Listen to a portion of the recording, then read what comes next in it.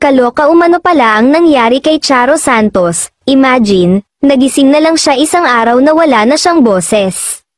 Say nito, ay nako, isang umaga gumising na lang ako wala na akong boses, tapos naisip ko, siguro dahil sa back-to-back schedules ko ng Batang Quiapo and my military training.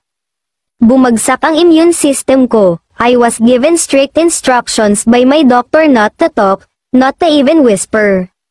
Hirap na hirap talaga ako noong field training exercise. I had to use a whiteboard and pentel pen to communicate with a commanding officer at the military training instructors, and thankfully naman nakagraduate ako. Of course I was prescribed several kinds of medicines. Tapos tubig, tubig, tubig, yan napaka-importante niyan.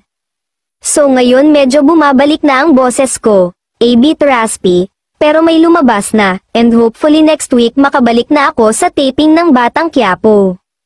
See you soon, kwento ni Madam Charo. Kaya pala umano biglang nawala sa serye ang mahusay na aktres, hula tuloy ng iba ay baka tuluyan na ding magpaalam ito dahil hindi na kinakaya ang sunod-sunod na schedule at kung tuluyan nang bumalik ang maalaala mo kaya na napapabalita na magbabalik na sa ere. Samantala, dapat talaga nating alagaan ang ating katawan, lalo na at sabay-sabay ang mga aktibidades niya sa buhay. Miss na nga si Charo sa serye ni Coco Martin.